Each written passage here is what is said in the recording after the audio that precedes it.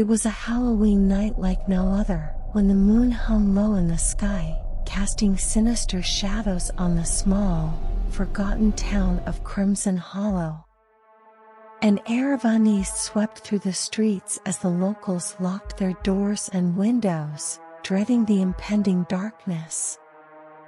In the heart of this forsaken town, the abandoned Blackwood Manor stood like a sentinel of malevolence, its windows shattered and ivy-choked walls exuding an aura of dread. Legends whispered of unspeakable horrors that transpired within its cursed walls, a dark history that had plagued Crimson Hollow for generations. For brave friends, Jack, Emma, Alex, and Lily dared to defy the warnings that echoed through the town. With their costumes concealing their fear, they approached the ominous Blackwood Manor, clutching flashlights and their fragile courage. The rusty iron gates groaned open, and the friends stepped onto the overgrown, thorn-ridden path. Dead trees reached out like bony fingers, their branches scraping against the inky night. Jack, disguised as a werewolf, chuckled nervously. "This place doesn't seem so scary, does it?" Lily, dressed as a zombie bride, agreed. "It's all just superstition and old wives' tales." As they entered the decaying manor, the air grew colder and heavier, as though the very walls exhaled their malevolence. Their flashlights pierced the darkness as they ventured further into the eerie mansion. Emma, shrouded as a spectral witch, decided, "Let's split up, cover more ground." Reluctantly, they agreed to explore different parts of the house, unaware of the horrors lurking within. Jack wandered into a room filled with shattered mirrors, their shards reflecting his anxious face.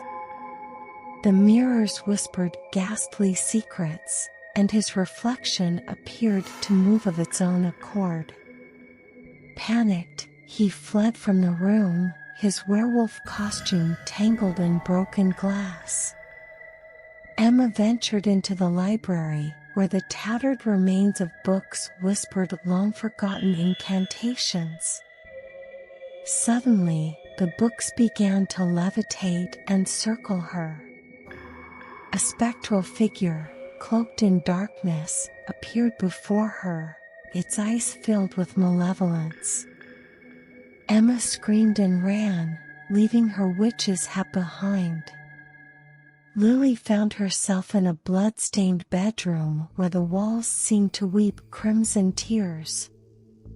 The canopy bed creaked ominously, and the room grew colder as her breath materialized in the frigid air. The ghostly apparition of a bride, her eyes devoid of life, slowly approached, reaching out for Lily. She fled in terror, her zombie costume trailing behind. Alex, exploring the basement, stumbled upon a dungeon of horrors.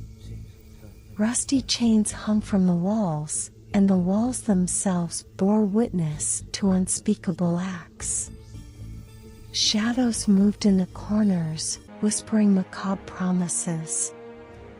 Alex's vampire costume seemed to pale as he realized the true nature of the room, and he fled in abject terror.